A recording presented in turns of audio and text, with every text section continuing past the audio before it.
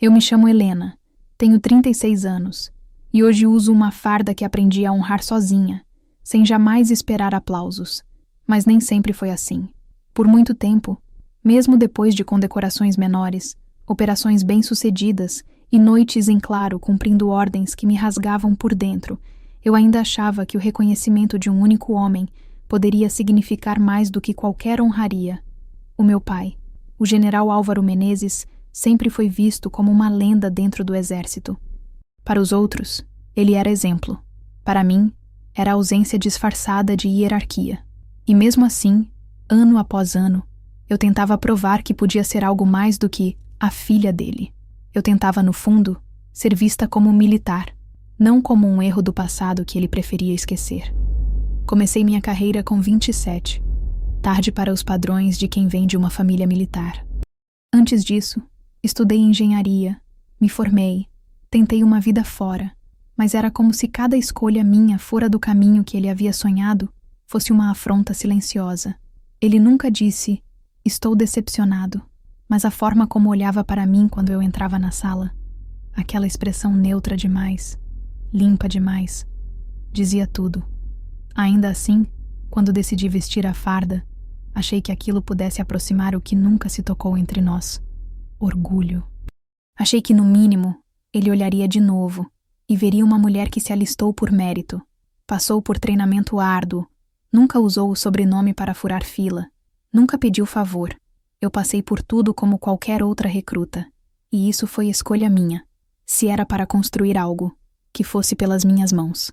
Durante 9 anos, servi em pelotões diferentes, cidades distantes, missões em áreas de risco e até em operações logísticas classificadas. Recebi elogios de superiores, agradecimentos sinceros de subordinados e convites para liderar iniciativas dentro da base. Mas do meu pai, o que recebi foi silêncio. Ele nunca apareceu em uma cerimônia onde eu recebia qualquer tipo de mérito. Nunca mandou mensagem nos meus aniversários militares. Nunca parabenizou por nada. Eu dizia para mim mesma que era pelo cargo, que ele queria manter distância por ética, para não parecer que me favorecia. Mas, no fundo, eu sabia. Ele evitava se envolver porque nunca aceitou que eu tivesse me tornado o que sou. E o que mais doía era saber que, se eu tivesse falhado, se eu tivesse pedido ajuda, talvez ele teria aparecido, para dizer, eu avisei. Durante muito tempo, aceitei isso com um tipo estranho de resignação. Não era raiva, era um vazio prático. Eu sabia que minha existência dentro do sistema não passava pelos olhos dele. Eu achava que conseguiria viver com isso. Mas no último ano, as coisas começaram a mudar. Meus relatórios começaram a subir direto para setores estratégicos. Comecei a ser citada por coronéis em reuniões internas. Uma das minhas iniciativas de combate à evasão de pessoal foi usada como referência em um seminário nacional. Comecei a perceber que, por mais que ele me apagasse, eu estava ascendendo em lugares que ele não controlava. Ainda assim, nunca falei disso com ele. Nem mesmo quando, pela primeira vez, recebi um convite para uma cerimônia conjunta entre regiões. Era um evento simbólico, mas de grande peso. Oficiais que se destacaram nos últimos ciclos seriam homenageados, e entre os presentes estariam membros de suas famílias e altos nomes do comando. Meu nome estava lá, o dele também. Eu hesitei em ir. Era como mergulhar num poço de gelo que eu mesma vinha evitando há anos. Mas algo em mim, talvez uma última fagulha de esperança infantil, quis acreditar que, pela primeira vez, ele me veria não como filha rebelde, mas como uma oficial completa. Eu não esperava abraço, não esperava discurso, só esperava presença. A presença dele diante do fato. A filha dele tinha servido 9 anos e, gostasse ou não, estava ali, convocada como destaque. Mas a verdade tem um jeito cruel de se revelar. Às vezes, a gente passa uma vida se convencendo de que já não espera mais nada de alguém, e só descobre que isso não é verdade quando esse alguém decepciona mais uma vez. No dia da cerimônia, quando entrei no salão principal com minha farda impecável, entre colegas e superiores, o meu coração ainda carregava uma espécie de espera silenciosa. Era o mesmo tipo de silêncio que carreguei por 9 anos. Um silêncio revestido de esforço, suor e dignidade. E tudo aquilo começaria a ruir na hora em que os nomes começaram a ser chamados ao palco. Inclusive o dele. E então, No exato momento em que me dei conta de quem ele levaria pela mão para a frente da plateia, algo dentro de mim começou a rachar. Mas essa parte é o que vem depois. O salão estava impecavelmente organizado, tapetes alinhados, cadeiras dispostas em fileiras perfeitas, bandeiras posicionadas com precisão quase cirúrgica. Um coral infantil ensaiava o hino nacional em voz baixa no canto do palco, e os oficiais de cerimônia circulavam como peças bem programadas de um relógio de gala. Eu estava ali, como todos os outros oficiais convidados a receber um reconhecimento formal. Não era exatamente uma promoção, tampouco uma honraria isolada. Era uma daquelas cerimônias simbólicas que selam ciclos, que reafirmam as forças vivas da hierarquia. Era o tipo de ocasião que ficava registrada não só nos arquivos da instituição, mas nas lembranças de quem assistia, e que, por isso, muitos aguardavam com ansiedade. Eu não era uma dessas pessoas. Estava ali por dever, por disciplina. E, talvez, por resquícios de uma esperança que eu me recusei a enterrar completamente. Na parede do fundo, os nomes dos condecorados estavam gravados em uma projeção eletrônica. O meu aparecia entre os primeiros do segundo bloco. Capinar Helena M. Menezes, destacada em operações de apoio tático. Logística integrada. 9 anos de serviço ativo. Era simples, direto e correto. Meus colegas sorriram quando viram. Alguns apertaram meu ombro com gentileza, outros apenas assentiram com a cabeça. Para todos os efeitos, eu era respeitada. O tipo de respeito que se conquista sem pedir, que se acumula por presença e constância, que não vem com sobrenome nem com berço. E isso deveria bastar. Mas havia um homem no recinto cujo olhar sequer se direcionava para a parede. General Álvaro Menezes, meu pai. Ele vestia a farda de gala como um uniforme de pedra. Postura impecável, rosto impenetrável, gestos medidos ao milímetro. Quando foi chamado para conduzir a primeira entrega de medalhas especiais, todos os olhos se voltaram a ele. Para mim, aquele momento deveria ser uma síntese daquilo que nunca tivemos. Proximidade por méritos, reconhecimento mútuo de função. Mas o que aconteceu a seguir me desferiu um golpe que nem o pior dos treinos de resistência psicológica teria preparado. Ao ser chamado ao palco, ele caminhou com firmeza e parou diante do oficial mestre de cerimônias.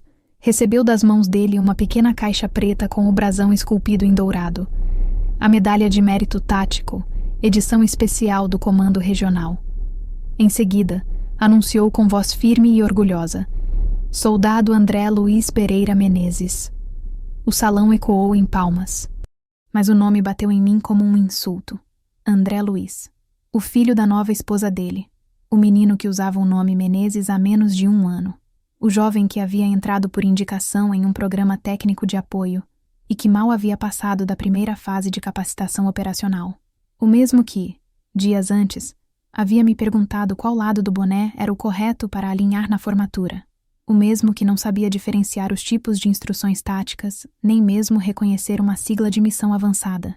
E ainda assim, lá estava ele, subindo no palco, com um sorriso de selfie e postura de foto de formatura, enquanto meu pai o abraçava com uma solenidade que jamais me dirigiu.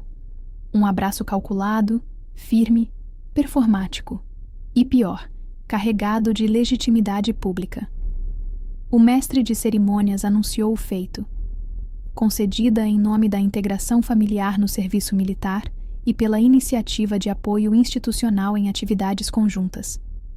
Uma justificativa protocolar, montada como um enfeite para legitimar uma homenagem vazia. A medalha reluzia sob a luz do palco. E eu, na terceira fileira, mantive meu corpo ereto, olhos fixos em um ponto qualquer do estandarte. Mas dentro de mim, o silêncio se deformava em ruído. Não houve sequer uma menção ao meu nome. Nenhuma palavra sobre minha participação em campanhas logísticas de emergência, nem sobre as missões que comandei em regiões remotas, nem mesmo sobre os relatórios operacionais que foram elogiados por 2 generais em Brasília. Nada. O meu pai não mencionou minha presença. Nem como filha, nem como oficial. Era como se eu fosse invisível. Ou pior, incômoda demais para ser lembrada. O soldado André, com seu sorriso desajeitado, agradeceu ao Senhor General e Pai querido, num microfone que não precisava de palavras tão íntimas para causar o efeito que causou.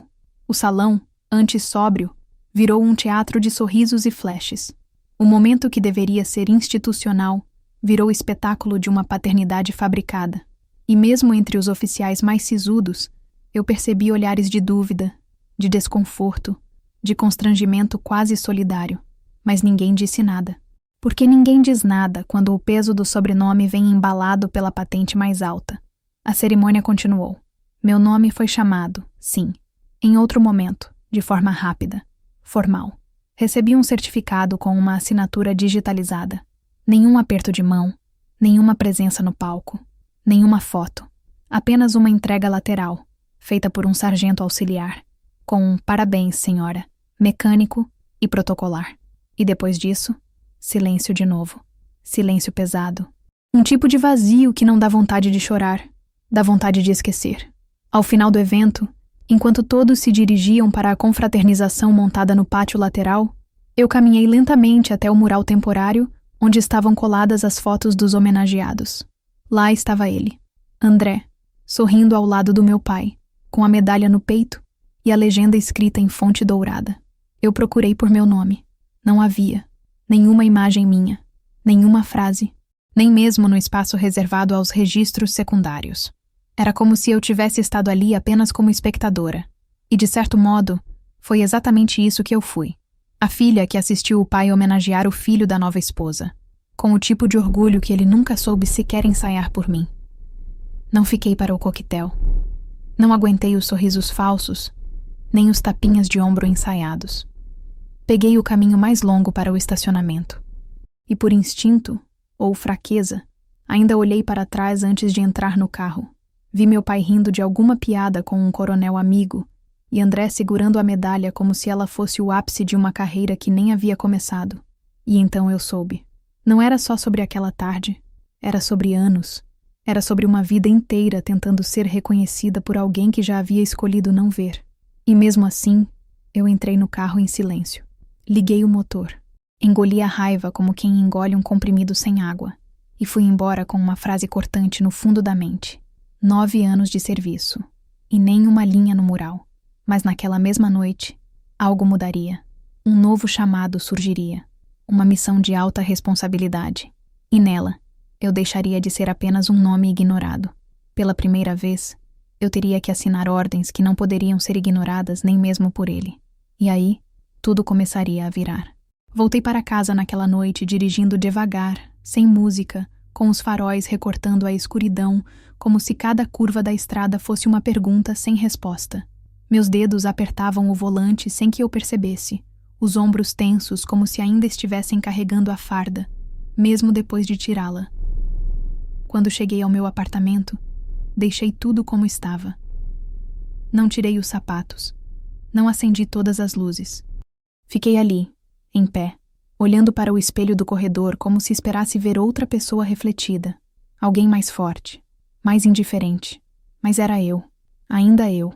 E por mais que eu tentasse repetir para mim mesma que aquilo não importava, o silêncio daquela tarde seguia martelando dentro de mim.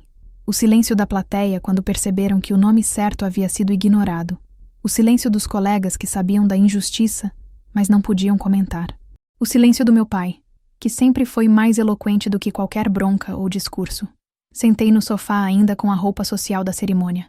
Abri o envelope com o certificado que me entregaram no canto da sala, sem holofotes nem palavras. Era um papel limpo, impessoal, com um brasão no topo e uma assinatura digital embaixo. Lembrei da frase que o mestre de cerimônias leu para André, pelo compromisso com a nova geração da família militar. Fiquei encarando o certificado como se ele pudesse responder a algo, e percebi que aquele documento não me faltava mérito. Faltava contexto, faltava história, faltava verdade. Nos dias seguintes, segui meu trabalho como sempre. Cumpri escala, fiz as revisões de protocolo, atualizei relatórios de operação e atuei como supervisora em 3 treinamentos simultâneos. Nenhuma palavra foi dita sobre a cerimônia.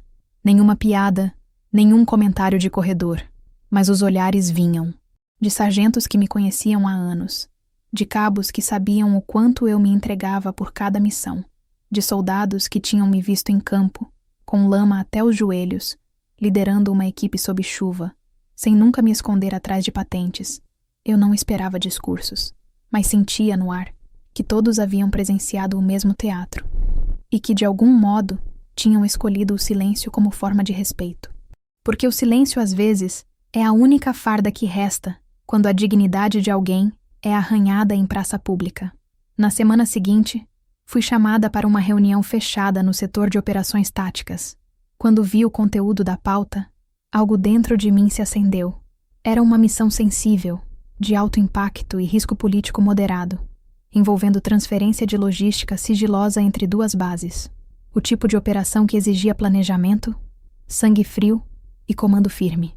Eu já havia participado de ações semelhantes, mas essa era diferente. Dessa vez, eu seria a oficial encarregada. Pela primeira vez, meu nome aparecia não como apoio, mas como responsável direta. O memorando estava assinado por 2 generais, e um deles era o mesmo que apertou a mão do meu pai na cerimônia dias antes.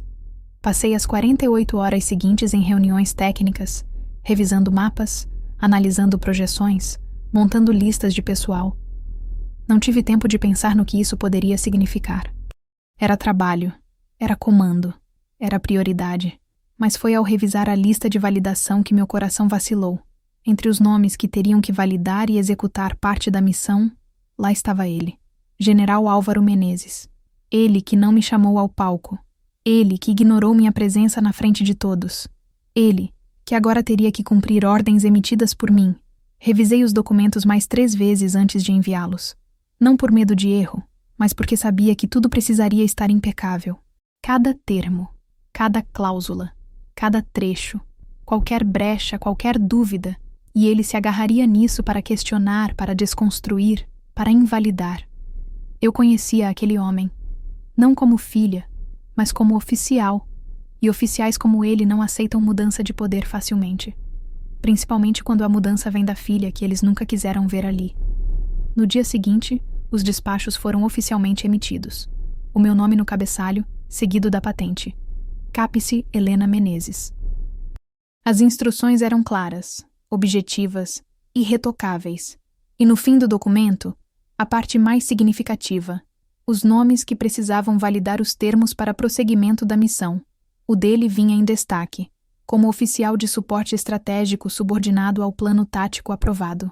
Quando apertei o botão de envio, não houve emoção, não houve sorriso, apenas uma leve contração na garganta, porque aquilo não era uma vingança, era justiça administrativa, era peso técnico, era a consequência direta de um trabalho feito com excelência e sem atalhos.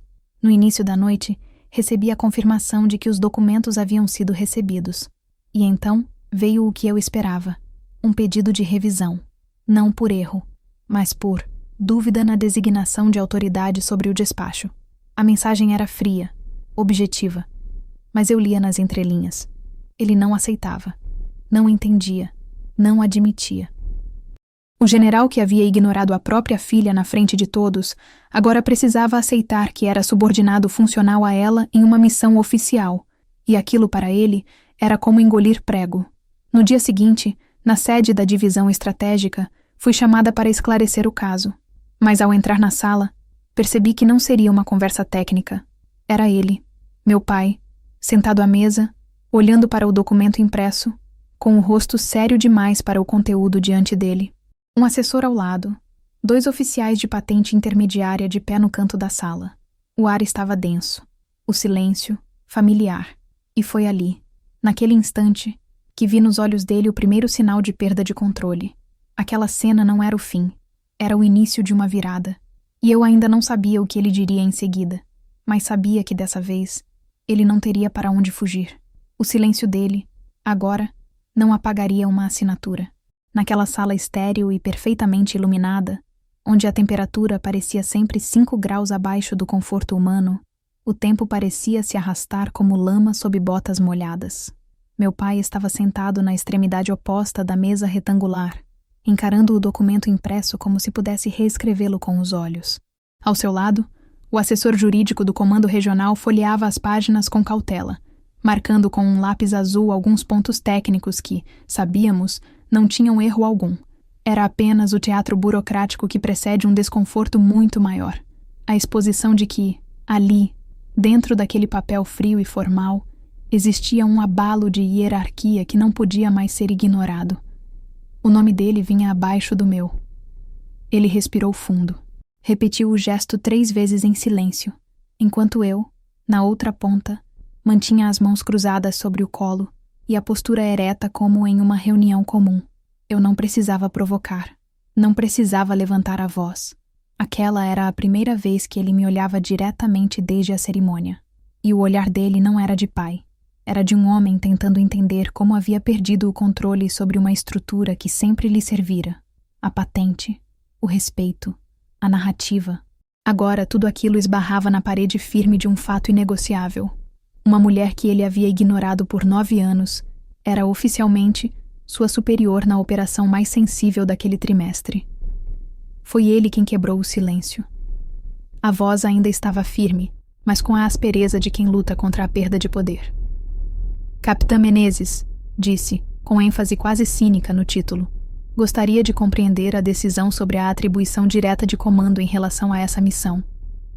Eu poderia ter respondido com as dezenas de cláusulas legais, com os regimentos que conhecia de cor, com a legitimidade expressa pela chefia tática, mas escolhi outra resposta. A decisão foi baseada no histórico técnico, na experiência operacional e na designação oficial assinada pela chefia de Estado. Todas as validações estão no anexo, senhor. Ele franziu os lábios. E ali, percebi. Ele não esperava que eu respondesse como oficial. Esperava que eu reagisse como filha. Mas essa parte de mim havia aprendido a se calar muito antes. O assessor ao lado dele, ainda tentando manter uma aparência neutra, virou-se levemente em minha direção. Não há precedentes de objeção formal, general. E todos os trâmites foram cumpridos. Inclusive, há respaldo da Junta Central para que a capitã Menezes assuma total autoridade na execução. O inclusive foi como um prego a mais na caixa que ele tentava manter fechada. Meu pai não rebateu. Apenas passou as páginas adiante, como quem assina um armistício não declarado. Ao fim da reunião, nenhum aperto de mão, nenhuma despedida formal, apenas documentos assinados e um silêncio mais pesado que qualquer discurso. Saí da sala sem olhar para trás, e antes que a porta se fechasse, ouvi uma frase abafada, dita por um dos 2 oficiais que estavam no canto. Agora ele vai ter que engolir seco. Aquilo me atingiu mais do que qualquer medalha. Não pela frase em si, mas pelo reconhecimento de que o que estava acontecendo já havia se espalhado. E se espalhou mesmo. Nos corredores, nos refeitórios, nas salas de monitoramento, nos grupos silenciosos entre subalternos, o assunto tomava forma. As palavras não eram ditas em voz alta, mas os olhares entregavam. Oficiais de outras unidades começaram a me cumprimentar com um respeito diferente. Não o respeito automático que se direciona a qualquer patente, mas aquele que vem carregado de contexto. Os mais antigos me observavam com aquele semblante de quem vê um acerto de contas acontecer sem sangue. Já os mais novos comentavam baixo, como quem fala de uma lenda em construção. Você viu o que aconteceu na logística estratégica? Dizem que o próprio general teve que validar a ordem da filha. Parece que ela é braba mesmo. 9 anos calada e agora... Olha onde tá. Finalmente alguém peitou ele, e com papel assinado. Eu fingia que não ouvia, que estava alheia, mas cada frase que escapava por entre paredes finas me colocava num lugar que eu nunca ocupei antes. O de mulher que não pediu espaço, mas construiu. O de oficial que não exigiu justiça, mas executou seu dever até que ela se tornasse inegável. Em uma manhã qualquer, no 2º andar da central administrativa, ouvi algo que me acompanharia por dias. 2 soldados, saindo de um briefing, não perceberam minha presença atrás da divisória. Um deles disse: "Cara, imagina o que deve ter sido ouvir assina aqui da própria filha que ele apagou por quase uma década." O outro riu, mas não com deboche. Era um riso nervoso, o riso de quem vê uma autoridade tremer. Pior é que ela nem rebateu. Só fez o trabalho dela. Isso é o que mais deve doer. Voltei para minha sala sem dizer nada. Mas dentro de mim, aquele aperto que havia ficado desde a cerimônia começou a mudar de forma. Já não era mais dor, não era raiva. Era uma clareza estranha. Ele podia negar abraços, convites, orgulho, mas agora não podia mais negar meu lugar. A assinatura dele abaixo da minha era mais simbólica do que qualquer reconhecimento oficial que eu poderia ter recebido. Era o registro, em papel e tinta, de que a filha invisível havia se tornado incontornável. E ele sabia disso. Tanto que, 3 dias depois, o inevitável aconteceu. Meu pai foi designado para acompanhar a missão em campo. E dessa vez, ele teria que me ouvir em tempo real. Ele chegou à base com pontualidade cirúrgica. Avião programado para 06h45, pouso confirmado às 06h43, entrada registrada no sistema às 07h01. Sabíamos que ele viria.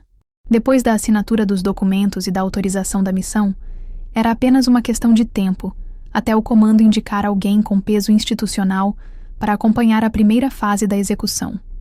E, evidentemente, o nome escolhido foi o dele, General Álvaro Menezes.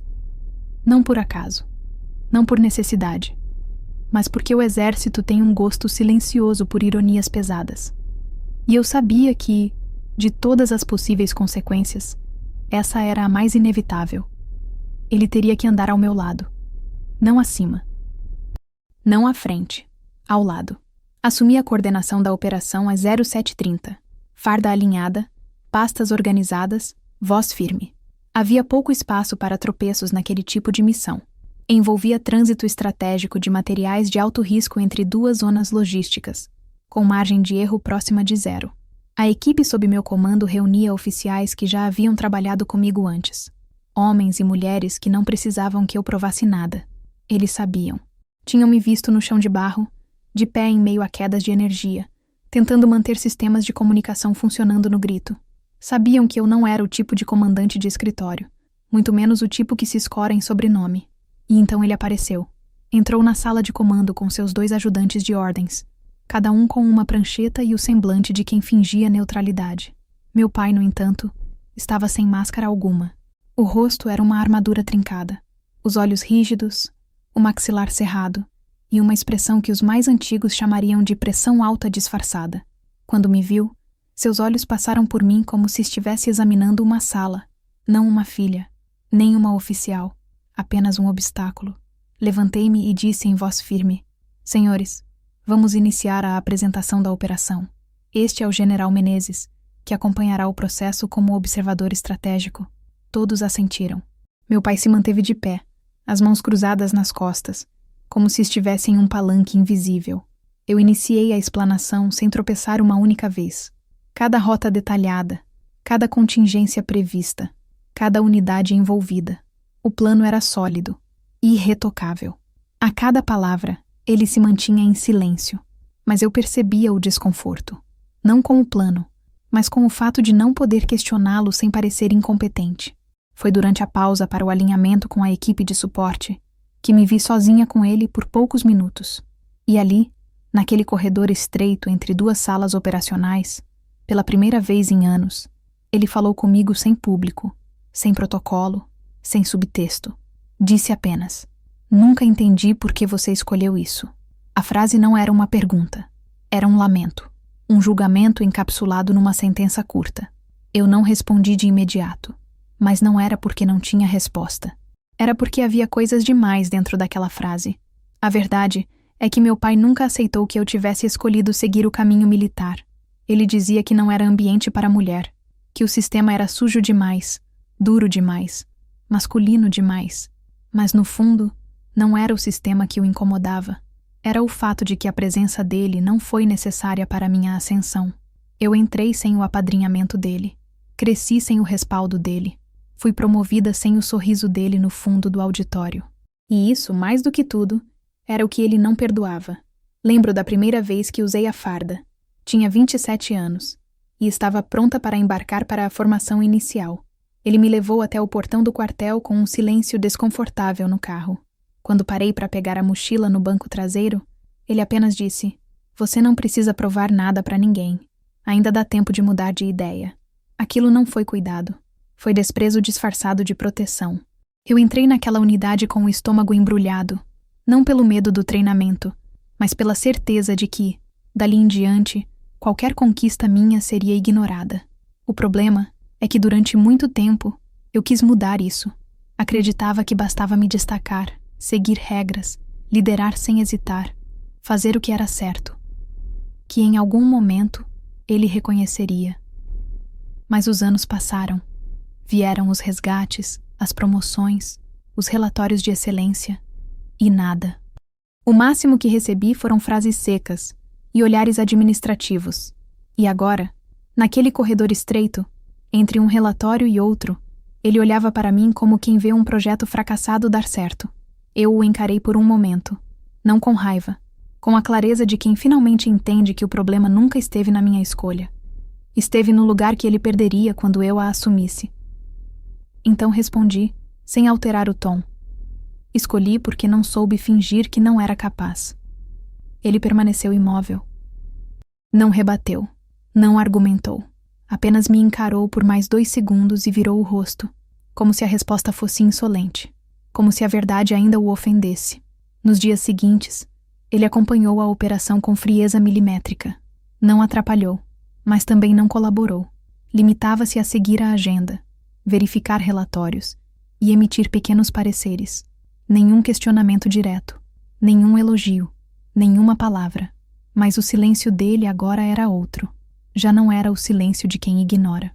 Era o silêncio de quem está preso entre o orgulho ferido e o medo de parecer pequeno diante da própria filha. E o que ele não sabia, ainda, era que logo precisaria me ouvir, em público, com testemunhas, e com ordens que ele não teria escolha se não cumprir, porque o que vinha a seguir não era mais apenas técnico, era simbólico, era uma assinatura que viraria eco diante de todos. A missão já estava em andamento havia 5 dias, quando o inesperado chegou. O tipo de inesperado que, para quem vive em ambiente militar, nunca é verdadeiramente surpresa, apenas mudança de grau. O chamado veio direto da central, uma falha logística grave em uma das regiões de transição, envolvendo equipamentos sensíveis que haviam sido comprometidos durante o transporte. Havia risco de vazamento de dados e de exposição de tecnologia proprietária. Em linguagem civil, isso significava problema grave, potencialmente escandaloso, com impacto político e institucional direto. Em linguagem militar, significava uma coisa só: contingência imediata com ordem de ação direta. A notícia veio num telefonema curto, objetivo, com menos de 2 minutos de duração. Ao fim da ligação, olhei para o relógio de pulso e soube que o que viria a seguir não seria apenas mais uma execução tática. Seria o ponto de inflexão de algo que se construiu em silêncio por quase uma década, porque havia uma cláusula no protocolo de resposta que ninguém poderia alterar. A liderança da contenção tinha que ser designada pela oficial encarregada da operação, e essa oficial era eu. Montei o núcleo de resposta emergencial em menos de 1 hora. Estabeleci os canais de comunicação prioritária, reorganizei os fluxos internos e iniciei as determinações de delegação. Não havia tempo para hesitação, mas mesmo assim, antes de nomear a figura responsável pela linha de contenção principal, respirei fundo, porque eu sabia quem precisava estar naquela linha, não por escolha emocional, não por revanche, mas porque era o nome mais lógico, o mais qualificado em experiência de campo, o mais adequado tecnicamente, ainda que o mais desconfortável politicamente. Escrevi o nome completo no topo da designação: General Álvaro Menezes, responsável por coordenar a contenção de risco no ponto crítico da missão, subordinado à supervisão direta da oficial encarregada. A caneta pesou, não por dúvida, mas por tudo o que aquela assinatura simbolizava. Quando concluí o despacho e anexei os documentos, o silêncio da sala parecia oco demais, quase sagrado. 30 minutos depois, recebi a notificação de que o documento havia sido lido. 15 minutos após isso veio a resposta. Não uma objeção formal, não um protesto. Apenas uma frase simples, quase burocrática, mas carregada de uma violência muda. Favor confirmar se a atribuição de responsabilidade está correta. Aquilo não era uma pergunta. Era um pedido de negação disfarçado, uma tentativa de reverter, de forçar uma reinterpretação. Mas ali não havia espaço para dúvida. O protocolo era claro. A oficial responsável decide. E eu já havia decidido. Respondi com menos de 5 palavras. Atribuição confirmada. Ordem mantida. Pouco tempo depois, ele entrou na minha sala sem anunciar. Estava sozinho, sem ajudantes, sem paletó, com os olhos vermelhos demais para quem dormiu bem. Pela primeira vez em muito tempo parecia menor. Não fisicamente, mas estruturalmente. como se a arquitetura simbólica que o sustentava, hierarquia, nome, distância, estivesse trincando sob os próprios pés. Ele ficou de pé diante da mesa e, por longos segundos, não disse nada. Eu também não. Apenas mantive o olhar firme. Então ele soltou a frase que seria lembrada por todos que estavam ali naquele dia, mesmo os que só ouviram por terceiros. Você só pode estar de brincadeira.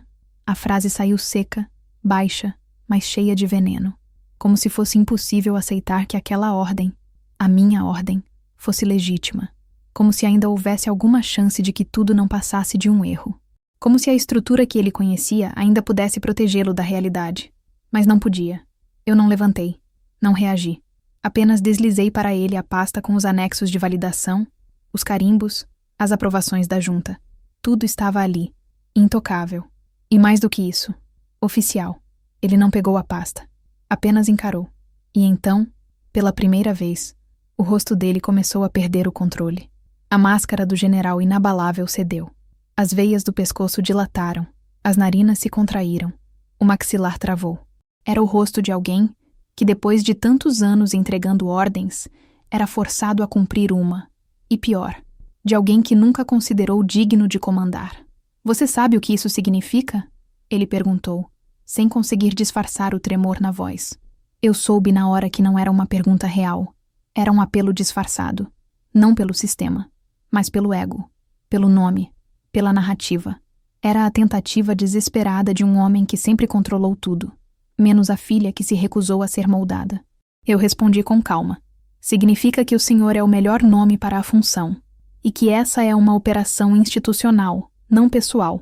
Aquilo foi a pá de cal, não pela frieza da frase, mas porque ela deixava claro o que ele mais temia, que a estrutura não dependia mais dele, e que eu, apesar de tudo, jamais havia precisado dele para chegar onde estava.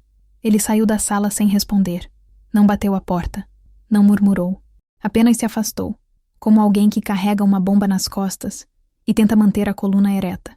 Horas depois, a missão seguiu. Ele cumpriu a designação.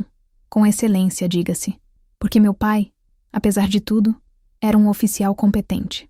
Mas o que todos ali sabiam, desde o mais jovem soldado até o comandante regional, era que aquele não era um simples cumprimento de dever. Era a rendição de uma narrativa. E nos corredores, no fundo das conversas abafadas, entre as vozes que não ousavam subir, um novo tipo de comentário começou a nascer. Não era mais sobre a filha esquecida. Era sobre a comandante inesperada. A mulher que não precisou levantar a voz para derrubar um muro inteiro. A noite caiu sobre o campo de operações com o mesmo peso que havia pairado sobre o rosto do meu pai horas antes. Era o tipo de noite que parece mais densa do que escura, onde o silêncio das antenas vibrando no alto da base soa mais alto do que qualquer passo ou ordem. A missão de contenção seguia em andamento. As patrulhas já haviam sido redistribuídas, e a maior parte da equipe de suporte técnico se concentrava nas unidades móveis. Eu me mantinha na sala de comando, os olhos fixos na tela do computador e na planilha de revalidação que, àquela altura, já era mais do que um relatório. Era a crônica de uma mudança irreversível. O nome dele aparecia na coluna de confirmação. General Álvaro Menezes. Tarefa executada, relatório entregue, ordens cumpridas. Era só isso. 3 linhas. Mas eu sabia o peso que havia por trás de cada uma delas. Aquelas 3 linhas eram, para ele, mais do que parte de um processo. Eram cicatrizes em forma de letras. A quebra de um ciclo de comando unilateral que durou anos. E para mim, eram a confirmação de que algo havia se encerrado. Sem grito, sem briga, sem plateia. Apenas com o barulho seco de uma caneta sobre papel. Ele havia voltado da missão de contenção com o uniforme sujo e as botas marcadas. Não houve aplausos, nem agradecimentos. Apenas o silêncio respeitoso dos oficiais, que entenderam tudo, sem que ninguém precisasse dizer nada. Eu o observei por alguns instantes quando ele cruzou o pátio, em direção à sala de relatórios. Os ombros ainda estavam retos, mas os olhos já não carregavam o brilho frio da certeza. Estavam vermelhos, sim, e não pelo cansaço. Era um vermelho que só existe quando a autoridade começa a ruir por dentro. Às 21h47, o relatório dele chegou impresso, com o carimbo da divisão e o campo de observações assinado. A letra era firme, como sempre foi. Mas ao fim do papel, abaixo do espaço reservado para comentários adicionais, havia uma frase. Apenas uma. Missão executada conforme previsto. Sem ressalvas. Nada mais. Nenhuma insinuação. Nenhuma tentativa de rebater ou questionar o planejamento. Para quem conhecia meu pai, aquilo era mais do que submissão. Era confissão. Porque ele sempre teve a habilidade de encontrar falhas, ruídos, desacordos. Mesmo quando não havia. Aquela ausência de ressalvas era, em essência, um pedido silencioso de trégua. Ou talvez, apenas a aceitação tardia de que não havia mais espaço para ele ditar as regras da minha história. Segurei o papel por alguns segundos antes de arquivá-lo. Senti o peso daquilo nos meus dedos, como se a tinta tivesse densidade. Era um papel comum, mas dentro dele havia algo que nenhum brasão ou medalha jamais me entregou. Legitimidade. E não a que vem dos cargos, a que vem da constatação de que até quem tentou te apagar uma vida inteira teve que te reconhecer diante da estrutura que ele tanto idolatrava. Mais tarde, quando o prédio já estava quase vazio e os corredores soavam como ecos de passos apagados, entrei na sala de comando adjacente para assinar a revalidação geral. Era um ato simples, parte do processo final de revisão, mas aquela assinatura representava o último ponto do ciclo. O encerramento oficial da operação, e talvez o encerramento simbólico da sombra onde eu vivi por quase uma década. Assinei meu nome com a mesma caneta que uso desde a minha segunda promoção. Um objeto simples, metálico, com o nome gravado na lateral. Um presente que me dei no dia em que deixei de esperar qualquer presente dele. E naquele momento, ao escrever meu nome pela última vez naquele processo, senti o que nenhuma formatura, nenhum certificado, nenhum relatório me fez sentir. Eu não devia mais nada a ninguém, nem a ele, nem ao passado, nem ao silêncio que me moldou. Do lado de fora, o vento cortava as antenas da base com um sussurro constante. Olhei pela janela e vi meu pai atravessando o pátio, sozinho, carregando uma pasta embaixo do braço. O mesmo homem que um dia me disse que autoridade não se impõe com força, mas com presença. E ali estava ele, presente diante de tudo o que tentou negar. Ele não olhou para cima. Não me viu. Mas isso não importava mais. No dia seguinte, a operação seria encerrada oficialmente. E como era de praxe, haveria uma rápida cerimônia administrativa de fechamento, onde os nomes seriam lidos, as funções reconhecidas e os relatórios tornados públicos entre os oficiais presentes. Nada pomposo, nada teatral, mas o suficiente para que cada parte da missão fosse colocada em sua devida prateleira. E ali, naquele espaço pequeno entre o fim da missão e o início de algo novo, eu entendi que o momento mais importante não seria aquela cerimônia, nem o discurso do comando. Seria a leitura formal do relatório, e o nome que meu pai teria que pronunciar, diante de todos, como comandante da missão executada sob minha supervisão. Ele ainda não sabia, mas ao subir naquele púlpito improvisado, não leria apenas um documento.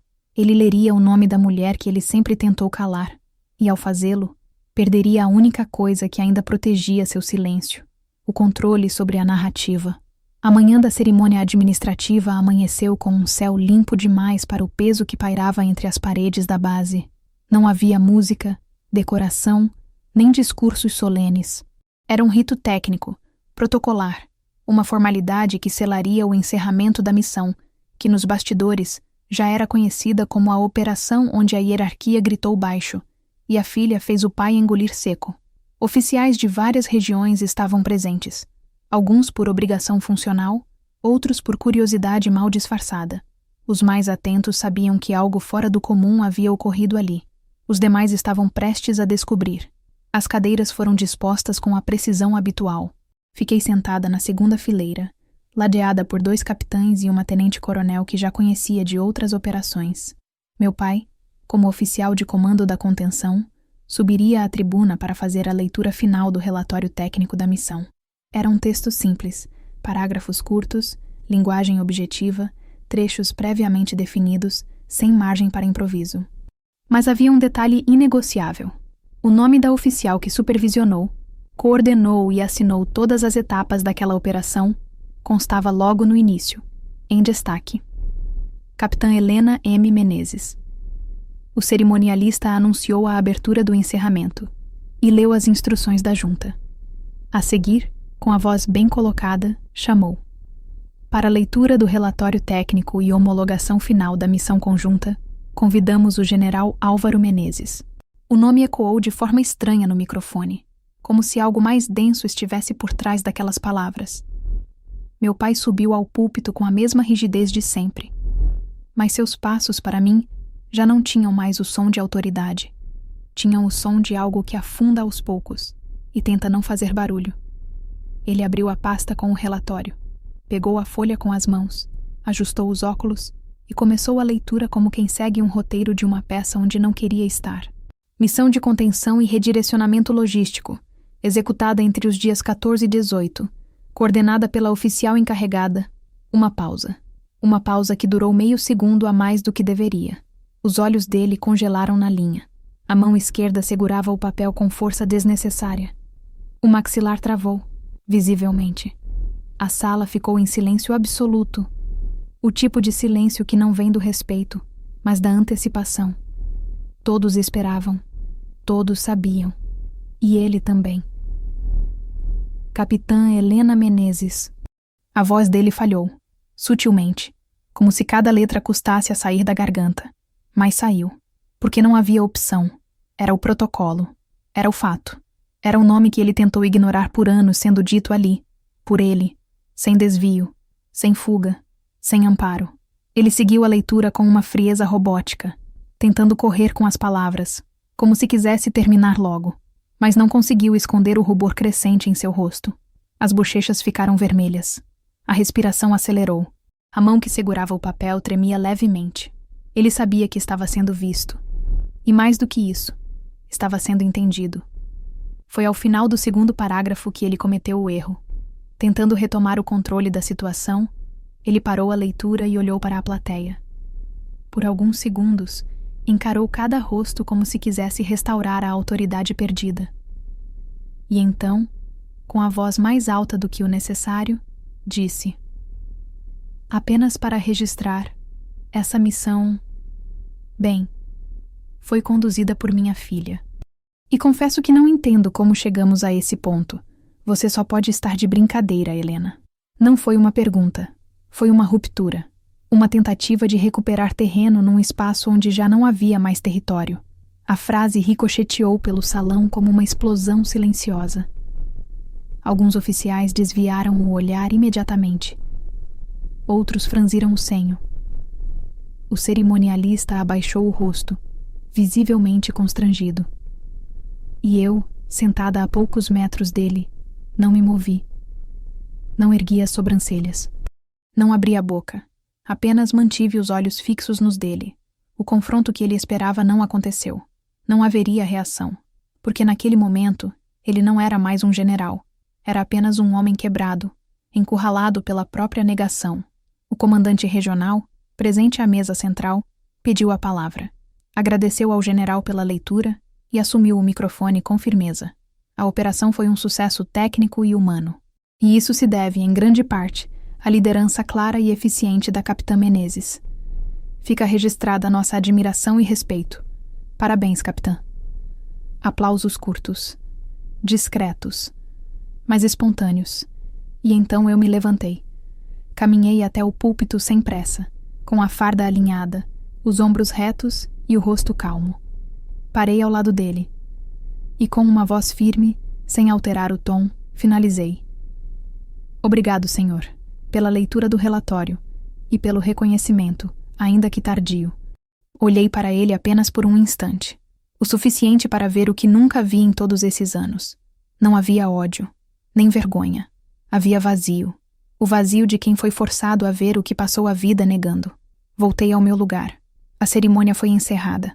Naquela tarde, enquanto os outros se dispersavam, ele se manteve no canto do pátio, parado, encarando o nada. Pela primeira vez, não tentou sair antes de mim, não deu ordens, não chamou ninguém. E todos viram, todos ouviram, todos entenderam. O general havia perdido a guerra que travava em silêncio, e ninguém sequer precisou vencer por ele.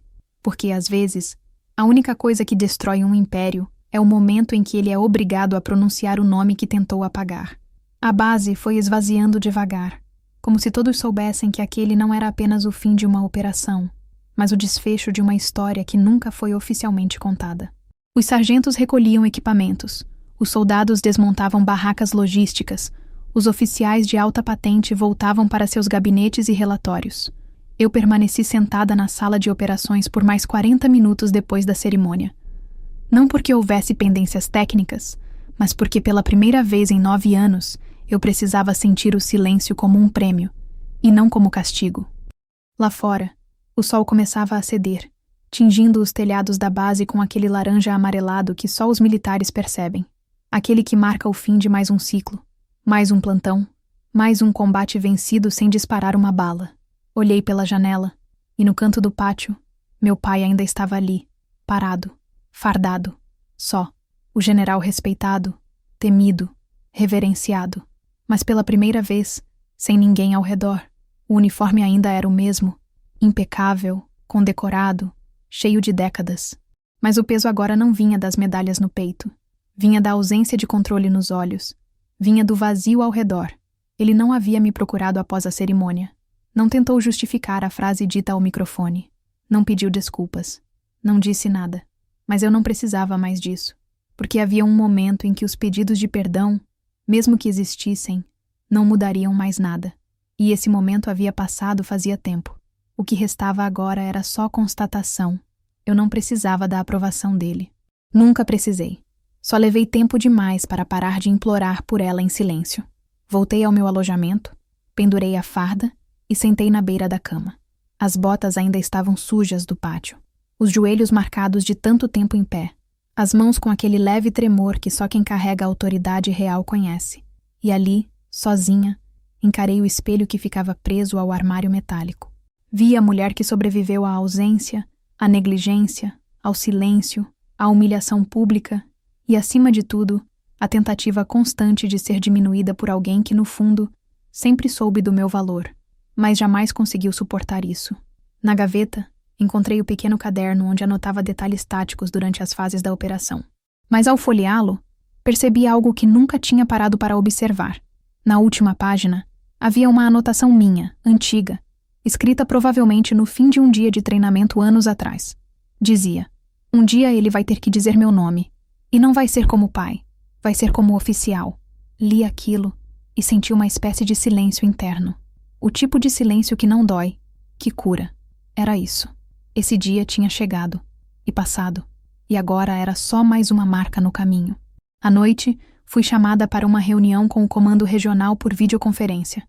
Era um procedimento comum pós-operação, mas naquela ocasião, a mensagem foi clara.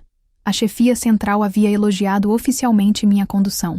E mais, recomendaria meu nome para a próxima seleção de oficiais superiores na próxima janela de promoções. Não por política, não por sobrenome, mas por resultados, por dados, por mérito. Aquilo não me arrancou um sorriso. Me arrancou a última dúvida que restava. Eu cheguei aqui, inteira, mesmo sendo ignorada, cortada dos porta-retratos, silenciada nos almoços de família e esquecida nas cerimônias. No dia seguinte, voltei ao pátio cedo. A base amanhecia com o som das botas firmes no chão, a fumaça das primeiras viaturas se levantando, e o som distante do rádio interno fazendo os ajustes finais. Quando fui em direção à unidade de apoio para entregar meu relatório de encerramento, um dos soldados mais novos me parou. Capitã, posso falar uma coisa? Assenti com a cabeça. Quando entrei aqui, me falaram que mulher no comando era só enfeite, que ninguém levava a sério. Mas depois de ver a senhora nessa missão, eu mudei de ideia. Obrigado. Agradeci com um aceno discreto e continuei andando. Porque ali estava a verdadeira medalha que ninguém podia tirar de mim. Nenhum pai, nenhum general, nenhuma ausência. Aquela farda que usei tantas vezes suando, engolindo raiva, sendo ignorada, agora carregava um valor que não vinha de aplausos nem de palanques. Vinha da transformação silenciosa que se espalha quando alguém escolhe ser exemplo mesmo sem plateia. E quando finalmente entreguei o relatório, com minha assinatura ao final da última página, soube que aquilo não era o fim. Era o início de uma nova fase. Uma onde eu não usava mais a farda esperando ser reconhecida, mas porque ela era a extensão de quem eu escolhi ser. E naquela mesma tarde, recebi um envelope na minha mesa. Era manuscrito. Endereço do remetente. Residência oficial de oficiais reformados. Dentro, uma folha só. Reconheci a letra imediatamente. Era dele. Apenas uma frase, sem assinatura. Não sei como perdi você, mas agora sei que não posso mais fingir que você não está aí. Não respondi. Não guardei com carinho. Apenas dobrei o papel com cuidado, coloquei na gaveta do armário e fechei. Porque algumas frases não servem para alimentar mágoas. Servem apenas para nos lembrar do quanto crescemos além delas. O tempo passou de forma estranha depois da operação. Os dias seguiram sua cadência militar de sempre. Horários, protocolos, uniformes, relatórios. Mas dentro de mim, algo havia se descolado daquele ciclo automático. Pela primeira vez em 9 anos, não era a próxima missão que me movia, nem o próximo cargo, nem a ansiedade por mostrar algo a alguém. Era outra coisa. Uma paz áspera, silenciosa, difícil de explicar. Era como se o peso tivesse diminuído, não por causa de um perdão recebido, mas porque eu havia finalmente deixado de esperar que ele viesse. Nos corredores da base, os olhares mudaram. O respeito continuava, mas agora havia algo mais. Uma espécie de reverência discreta, não a patente, mas a história. Aos poucos, ouvi colegas comentando o que aconteceu na cerimônia final. Alguns com ironia, outros com admiração. Um sargento mais antigo me disse num tom baixo, enquanto assinávamos papéis. A senhora ensinou uma lição que muito general precisava aprender, que tem nome que não se apaga e que tem silêncio que ensina mais do que discurso.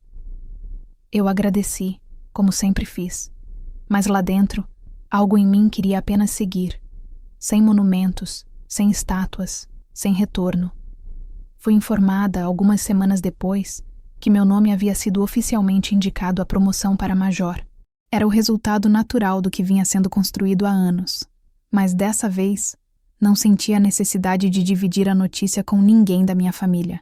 Não porque eu quisesse esconder, mas porque entendi, com absoluta clareza, que alguns reconhecimentos não precisam ecoar nos salões onde você foi diminuída. Eles bastam em si mesmos, e não devem ser levados como oferenda para altares que nunca te aceitaram.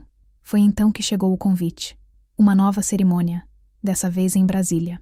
Um evento com autoridades civis e militares, para reconhecimento de oficiais que tiveram destaque nacional em operações de risco estratégico. Meu nome estava na lista.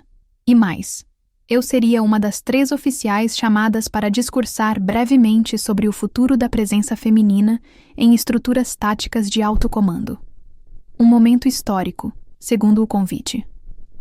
A primeira vez que 3 mulheres discursariam lado a lado em um evento institucional de nível federal. Aceitei, não pelo brilho, mas pela simbologia. No dia do evento, subi ao palco com os sapatos que usei na minha primeira formatura.